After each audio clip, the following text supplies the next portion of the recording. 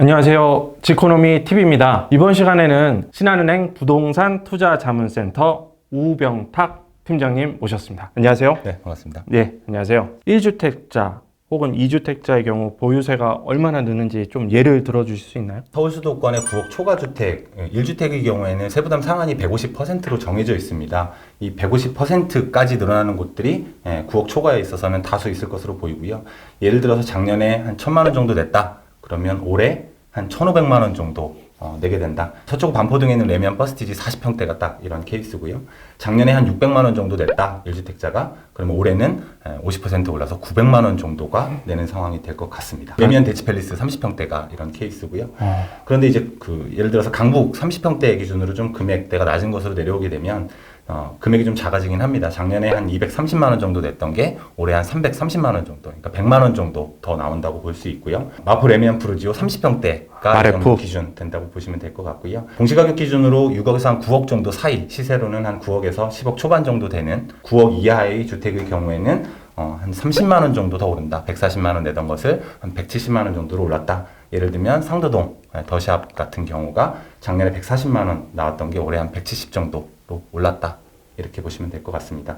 문제는 이제 1주택 부분이 아니라 2주택인데요. 2주택자의 경우에는 이제 케이스가 좀 다양합니다. 예를 들어서 강남에 두 채를 가지고 있는 경우에는 작년에 3천만 원 보유세를 냈다면 올해는 한 6천만 원 정도 내야 된다라고 볼 수 있을 것 같고요. 예를 들어서 개포주공 1단지하고 아크로 리버파크 30평대 이렇게 갖고 있는 경우, 강남에 한 채, 강북에 한 채, 이런 경우가 좀 더 보편적이라고 할 수는 있을 것 같은데요. 이 경우에는 작년에 한 1,700만 원 정도 내던 것이 올해는 3,300만 원 정도 되고요. 조금 더 낮춰서 2주택이긴 하지만 강북 두 채, 규모가 좀 작아지겠죠. 이런 경우에는 작년에 800 내던 것이 올해 1,600, 거의 한 2배 가까이 정도 강북의 경우에도 올라갔다라고 볼 수 있습니다. 이게 1,000, 2,000 하니까 사실은 어느 정도 많이 올라가는 건지에 대해서 좀 감이 없을 수 있는데요. 제가 찾아보니까 작년 18년 기준으로 중소기업 초임 평균 연봉이 한 2,870만 원 정도 되더라고요. 맞는 비율인지는 모르겠습니다만 강남에 두 채 집을 가지고 계신 분이라면 그 해 취직한 이 집 아들이 중소기업 다니고 있다면 아들이 번 돈을 다 보유세로 내야 되고, 강북에 두 채다 그러면 아들이 번 돈의 아들 연봉의 절반 정도를 보유세로 내야 된다. 이렇게 볼 수 있을 것 같습니다. 그러니까 서울에 두 채가 있다면, 그것도 괜찮은 지역에 두 채 아파트가 있다면, 삼천에서 웬만한 직장인의 연봉이 고스란히 사회초년생 연봉이 그대로 들어간다, 혹은 절반까지 들어간다, 이렇게 볼 수 있을 것 같습니다. 와, 그래도 두 채 있으면 기분은 좋겠죠. 좋겠죠. 네. 이만큼 보유세를 많이 낸다면 그만큼 집값이 굉장히 높다는 거니까. 맞습니다. 지금 2주택자도 제가 좀 듣고 깜짝 놀랐는데 다주택자는 더 부담이 더 급격하게 올라가나요? 네, 다소 좀 규모가 좀 커지기는 하지만 이제 금액 비교를 위해서 좀 강남에 세 채 정도를 가지고 계신다. 예를 들어서 음마아파트, 레미안 대치팰리스, 그다음에 개포주공 1단지 이렇게 갖고 계시는 경우에 작년에 한 5천만 원 정도를 내셨었거든요. 보유세, 재산세하고 종부세를 합쳐서 올해는 1억 정도를 내시면 된다 라고 볼 수 있을 것 같아요. 1년에 적게는 3주택자 같은 경우에는 3천만 원에서 5천만 원씩을 더 내야 되는 거기 때문에 부담이 굉장히 크다라고 할 수는 있고요.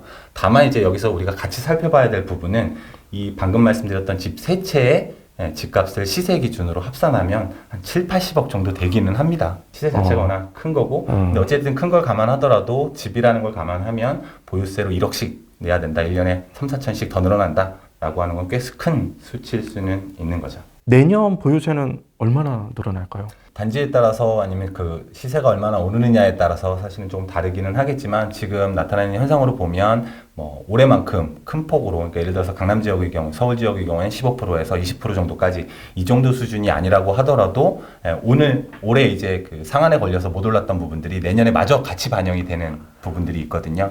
그런 부분들을 감안하면 강남 지역 같은 경우에는, 혹은 서울 고가주택의 경우에는 내년에도 올해랑 비슷한 수준으로, 그러니까 상한 가까이 오르는 경우들이 꽤 많을 것으로 보여지고요. 이런 전반적인 추세는 내년뿐만 아니라 내후년에도 지속적으로 계속 보유세 부담은 늘어날 수밖에는 없다라고 볼 수 있습니다. 그래서 그런 측면에서는 이제 앞으로 주택에 대한 투자, 보유를 할 때에도 이제 똑똑한 대응이 좀 필요하다라고 보여지고요. 결국에는 말씀하신 것처럼 가계의 각 소득이 그 현금 흐름을 부담할 수 있느냐 하는 것이 관건이 될 수 있을 것 같습니다. 세부담 상한 때문에 올해 미처 반영되지 않은 부분이 있을 테니 강남, 마용성 이런 데 또 그 다주택자, 이주택자 이런 분들은 1주택자라도 내후년에도 계속 그 세부담 상한에 걸려서 반영되지 못한 분이 지속적으로 채워지니까 네, 공시가격이 올해만큼 크게 오르지 않더라도 조금 작게 오르더라도 역시 보유세는 계속 증가할 소지가 있다.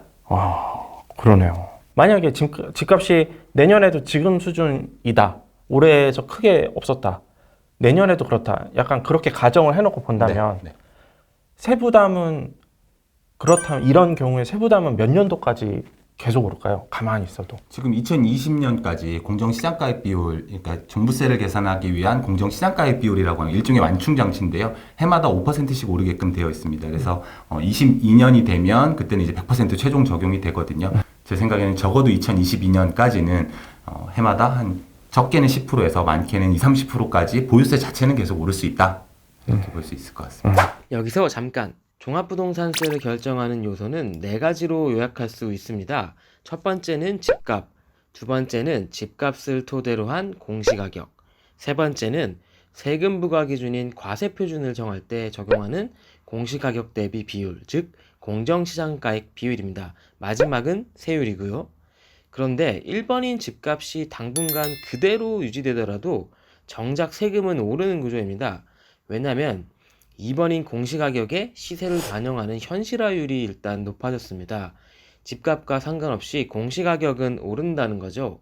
그리고 3번 공정시장가액 비율은 올해 90%에서 내년 95%, 2022년 100%로 오릅니다. 공제가 줄어든다는 의미로 이해하시면 됩니다. 그리고 4번 지난해 12.16 대책에서 또 올린 세율과 세부담 상한선이 반영됩니다. 자, 이런 조건으로 조정대상 지역 2주택자의 보유세를 계산해 봤습니다.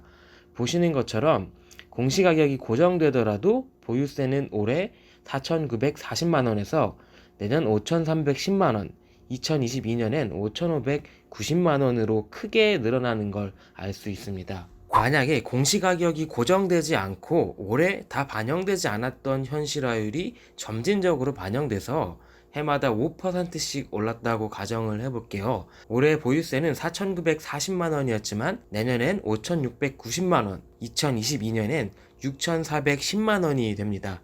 집값이 지금에서 스탑이어도 22년까지는 계속 오른다. 얼마만큼이라도 계속 오르긴 할 것이다. 맞습니다. 그렇죠. 네. 우병탁 신한은행 부동산 투자 자문센터 팀장님과 이야기 나눠봤습니다. 팀장님 감사합니다. 네, 고맙습니다.